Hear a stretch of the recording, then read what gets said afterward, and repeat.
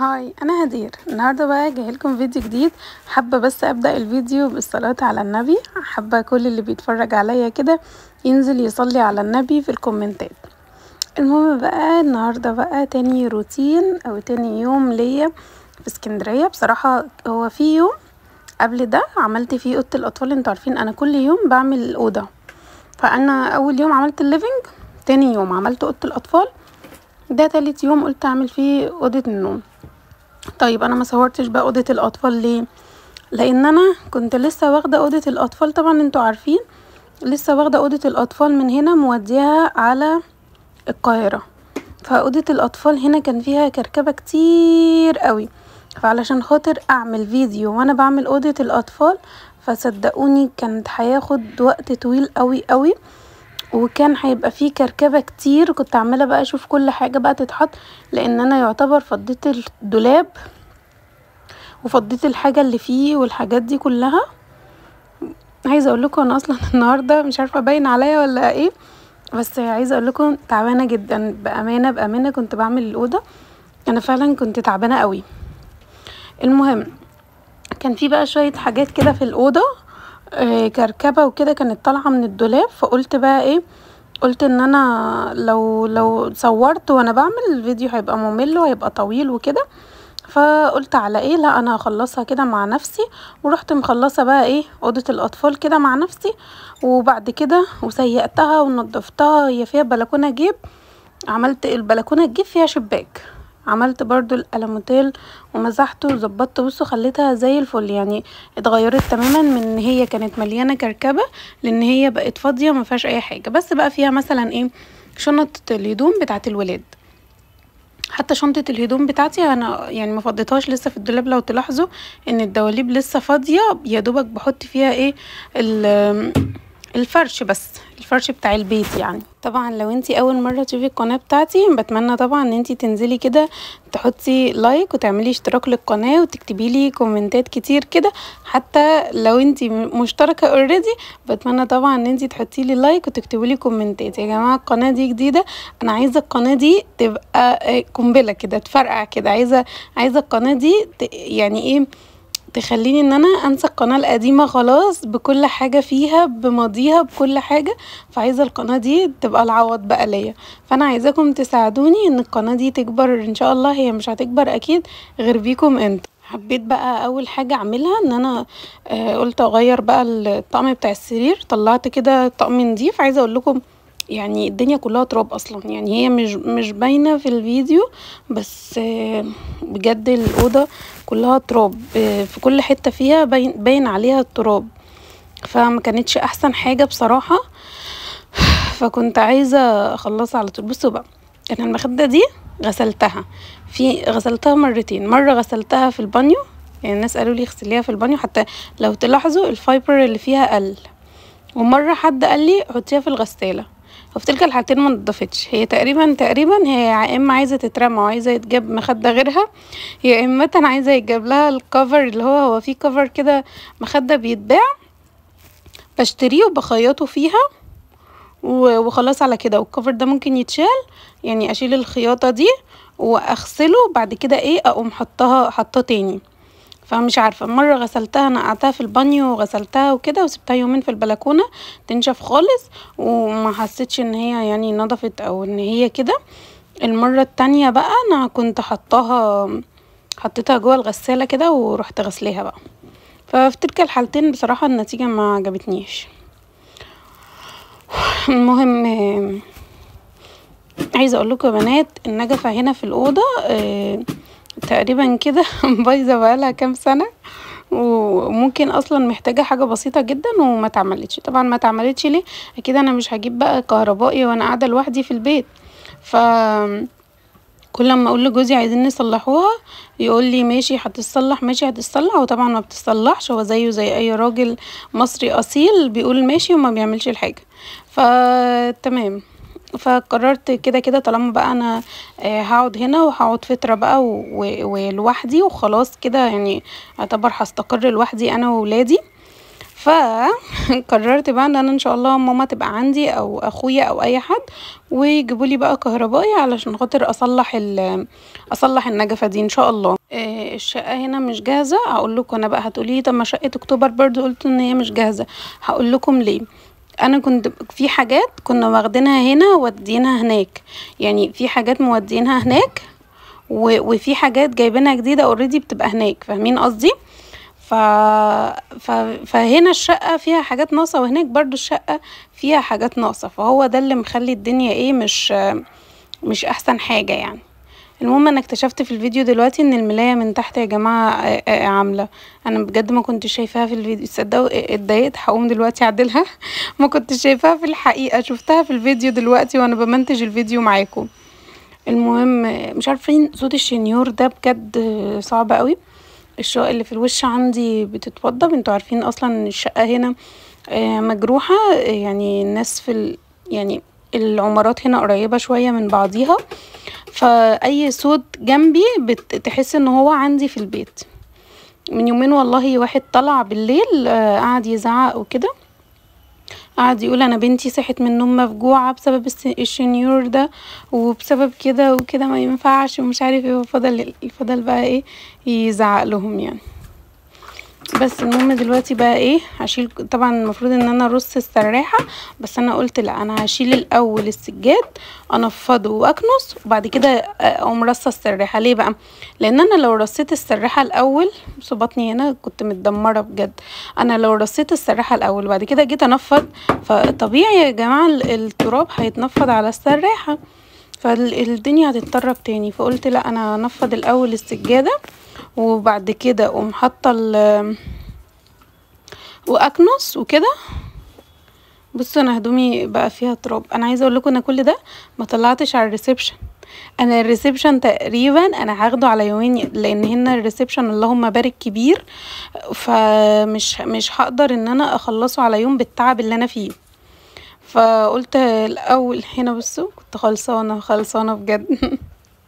بجد انا كنت تعبانه بجد والله، عايزه اقول لكم من بطني وجعاني جدا جدا فوق ما تتخيلوا بامانه.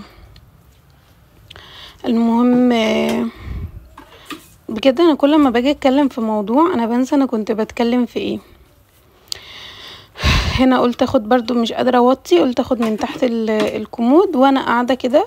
هو انا في العادي بصراحه لما باجي اسيق بطلع الكومود ده بره خالص، والكومود التاني كنت بشيله اقوم مطلعاه، بس انا بجد مش قادره ان انا اشيل لوحدي او ان انا احط او كده.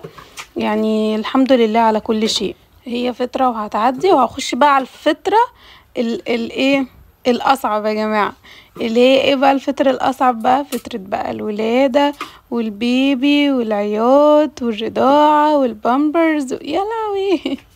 والنوم وقلة النوم، يعني تقريبا ممكن المرحلة دي، يعني انا لما باجي وقت ولادتي بعد ما بولد حتى في اطفالي التانيين من بعد الولادة ما بعرفش اصور تاني بجد.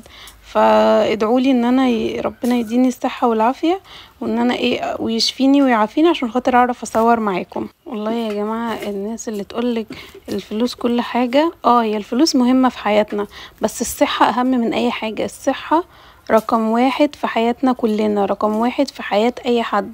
احنا بجد يعني اقول لكم ايه، صحتنا دي اهم شيء عندنا في الدنيا. صحتنا هي اللي هتجيب الفلوس، مش الفلوس اللي هتجيب الصحة. فبجد يا جماعة الصحة دي اللي اقول لكم ايه اهم حاجة في الدنيا. فدايما ندعي ربنا يقوينا ويدينا الصحة والعافية بجد يا جماعة. واي بنوتة لسه ما اتجوزتش، نصيحة مني ليكي بقى بجد من دلوقتي، حافظي على جسمك وحافظي على نفسك وعلى فيتاميناتك واي حاجة تحسي ان هي هتقويكي اتيها، نصيحة مني ليكي. لان بعد الجواز والخلفة الحمل لوحده بياخد من صحة الواحدة كتير جدا. الحمل والرضاعة والكلام ده كله والله العظيم بياخد من صحة الواحدة كتير قوي. مهما كنتي دلوقتي بتروحي وبتيجي وبتعملي وبتهدي الدنيا كلها، هيجي بقى الحمل والرضاعة وتربية الأطفال والكلام ده كله هيهد صحتك وهياخد من صحتك كتير قوي. فبجد لو انتي لسه ما اتجوزتيش، نصيحة مني ليكي حافظي على نفسك من دلوقتي. قوي نفسك بفيتامينات، انزلي جيم، العبي رياضة، اعملي اي حاجة تقويكي. دي نصيحتي لأي بنوتة بجد لسه ما اتجوزتش. الكلام ده والله العظيم بصي انتي مش هتسمعيه من حد، محدش هيقولك الكلام ده غير اللي مجربه. انا واحدة مجربة ده، انا واحدة كنت بنزل وبروح وباجي وبلف الدنيا بحالها، وما كنتش اعرف ان بعد كده ان الكلام ده. انا جه عليا فترة بجد بجد انا كنت باكل ضروسي بتتكسر، خلاص الكالسيوم راح من جسمي. انا قبل ما اتجوز عمري ما كنت باخد فيتامينات. انا ماما دي كانت تيجي تشربني اللبن اقعد اقول لها مش عايزه، ما بحبهوش وما بحبش ريحته وما بحب. بجد يا جماعه اوعوا تعملوا كده. كلوا كل حاجه فيها فايده، كلوا خضروات، كلوا فواكه، كل حاجه تفيدكم كلوها من دلوقتي. يعني استثمروا في جسمكم والله العظيم، ده هينفعكم جدا جدا جدا بعد كده. المهم قلت بقى زي ما انتوا شايفين كده، قلت امسح بقى اي حاجه كده محتاجه ان هي تتمسح. هو مش اي حاجه محتاجه تتمسح، هو كل حاجه محتاجه تتمسح والله يا جماعه. شفت كتير وقليل ان انا اشوف اوضه نوم مردومه تراب بالمنظر ده، والله يا جماعه ما عدت عليا ولا شفتها قبل كده ولا اديكوا اماره فيها بجد. بس ممكن اللي عمل كده الحاجات دي كلها، التراب ده كله، ان الشقة مقفولة بقالها 4 شهور. وكمان انا ساعة لما جيت من 4 شهور جيت يومين ومشيت كمان، اللي هو انا ما نضفتش، اللي هو انا روقت بس من مطرح ما كنا مثلا نايمين وخلاص على كده. انما غير كده يا جماعة بجد انا ما عملتش اي حاجة تانية، ما سيقتش، ما نفضتش. قلت بقى ايه، قلت انا هجيب واحدة تيجي تنضف وخلاص. بس قلت بعد كده ايه، قلت ليه طب ما انا كل يوم اخد لي اوضه كده واحده واحده ونصوروها سوا كده ايه وكده، يعني عشان خاطر انا حابه كمان ان انا بقى ايه اوريكم التفاصيل يومي، بما ان بقى ان انا كده كده بعمل روتينات وخلاص بقى انتوا بقيتوا عيلتي التانية، فخلاص احنا نتشارك مع بعض كل حاجه كل حاجه كده نشاركوها مع بعض. الكلمتين حلوين يا جماعه، لا حطولي لايك، حطولي لايك يا جماعه الكلمتين الحلوين دول. عايزه انقل الولاد بقى مدارس هنا، بس عايزاكم تقولوا لي يا بنات في الكومنتات، هو انا ينفع انقلهم؟ يعني اللي عنده بالله عليكم اي معلومه بالله عليكم ما يبخلش عليا بيها. انا ينفع انقلهم دلوقتي؟ يعني ينفع انقلهم بعد ما الدراسه بدأت؟ هي انا عايزه انقلهم في مدارس خاصه برضو، هما في مدرسه خاصه عربي، فانا عايزه انقلهم هنا برضو مدرسه خاصه عربي. فانا عايزه اعرف هما دلوقتي في نقل عادي وممكن يتقبلوا، ولا خلاص كده الوقت انتهى بقى والوقت خلص؟ اللي عنده اي معلومه يقولي، لان النهارده الخميس، النهارده اجازه عشان خاطر اجازه رسميه عشان 6 اكتوبر، وبكره الجمعه وبعده السبت، فانا لا مستعجله عايزه اعرف قبل يوم الاحد. عايزه اعرف اذا كان فعلا ينفع ان انا اعملها او كده انقلهم ولا لا. فلسه احنا لسه يعتبر هو شهر بس من السنه اللي اتعمل اللي بدأ في المدرسه. فعايزاكم تقولولي تدوني معلومة بالله عليكم، معلومة أكيدة يا بنات، علشان خاطر عايزة أخلص في موضوع النقلان ده، علشان خاطر بقى استقر وودي ولادي بقى مدارس هنا ووديهم دروس هنا واظبط لهم حياتهم كده، علشان خاطر حرام انا صعبوا عليا بقالهم اسبوع قاعدين. طب نقولوا ايلين مثلا ماشي، هي كده كده كانت هتبقى قاعدة علشان خاطر موضوع الجدري ده. حتى انا لما قدمت لها التقرير، هو التقرير مكتوب فيه من 2 ل3، وإيلين عندها بقى تقييمات وعندها حاجات كده. بصوا هنا كنت تعبت بجد. المهم إيلين كان عندها عشان عندها تقييمات وعندها كلام كده، انما سليم ما هو في KG2 ما عندهوش، فكان المفروض ان هو يروح بقى المدرسة وكده زي ما صحابه كلهم بيروحوا. فصعب عليا والله، وبالذات بقى انا لما نزلت كمان نزلت بالليل، فلقيت بقى كل بقى الابات بقى بيجيبوا عيش فينو، بيجيبوا حاجات كده علشان خاطر بقى مدارس ولادهم وكده. والله انا زعلت على ولادي ان هما ايه، الناس كلها بتروح مدارس، وبعدين انا هنا حواليا في كذا مدرسة، فبسمع صوتهم بقى كل يوم ولادي يبقوا صاحيين قاعدين في البيت، فبجد والله صعبوا عليا قوي. فمحتاجة ان انا انقلهم ضروري بقى عشان خاطر يعيشوا حياتهم بطريقة طبيعية زي الاطفال كلها ما هي عايشة، ما يعني عايشة حياتها وكده. فاكتبوا لي تحت في الكومنتات، الله يبارك لكم الله يبارك لكم، ينفع ان انا انقلهم دلوقتي في الوقت ده؟ ينفع ان انا انقلهم ولا هيبقى في مشكلة؟ اكتبوا لي برضو ايه تحت في الكومنتات كده وعرفوني، يعني عشان ما احسش ان انا جهلة او ان انا مش عارفة. كنت هديهم دروس دلوقتي، قلت اصبر شوية اخلص موضوع النقل ده علشان خاطر اشوف، عشان لو في مدرسين في المدرسة او حاجة هم دول اللي هيدوهم الدروس بعد كده. فقلت اتقل شوية كده، اصبر شوية واشوف المدرسين بعد كده انا هعمل ايه، هديهم مع مدرسين في المدرسة ولا هديهم بقى مع مدرسين برا ولا كده. لسه بقى مش عارفة. والتأسيس ده للأسف يا جماعة بيبقى محتاجين مدرسين، التأسيس ده بيبقى صعب جدا يعني، بجد ربنا يعيننا في موضوع التأسيس ده. سليم مرحلته مرحلة صعبة جدا، احيانا اخش المرحلة دي مع توتة يا لهوي.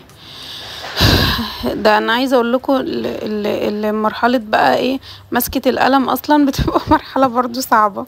هي كل المراحل صعبه الحمد لله. هو فعلا بيقولك ما بيتربوش بالساهل، ودي كلمه حقيقيه يا جماعه، صح صح صح.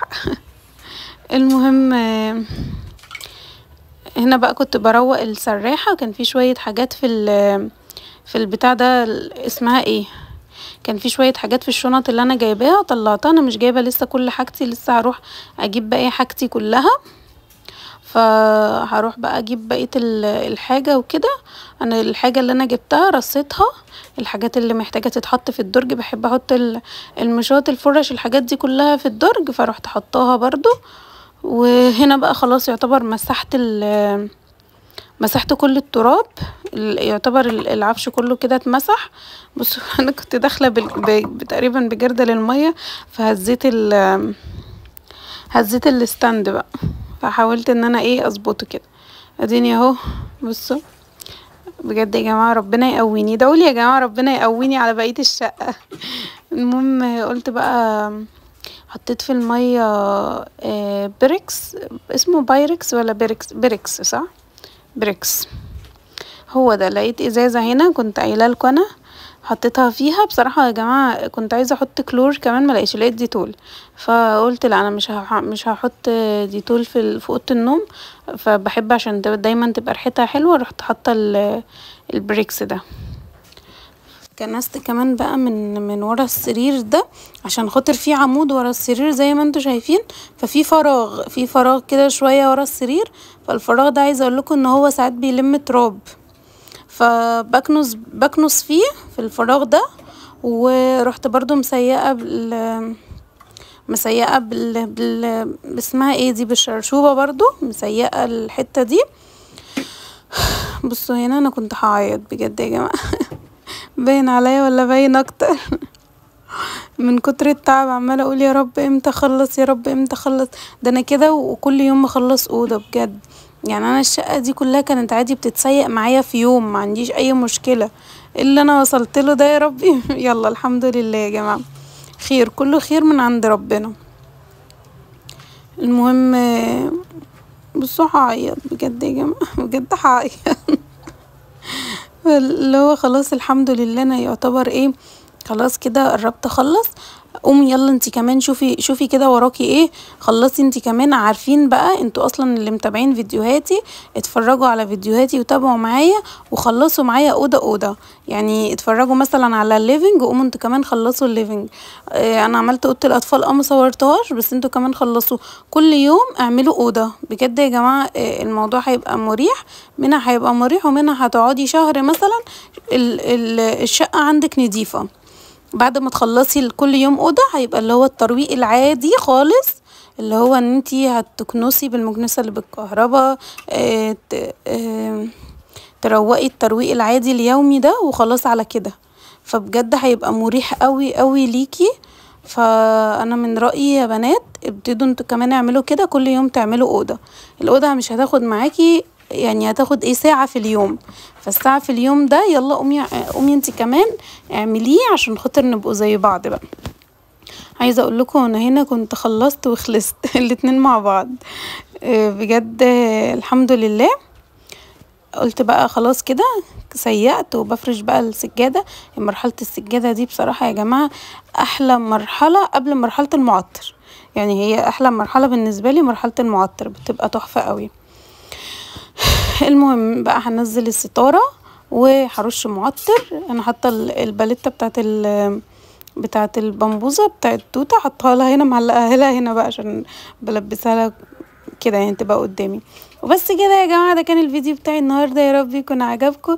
ما تنسوش بقى تحطوا لي لايكات كتير قوي، ولو انتي مش مشتركه في القناه طبعا اشتركي في القناه، واكتبوا لي بقى كومنتات كتير قوي، هستنى كومنتاتكم. باي باي.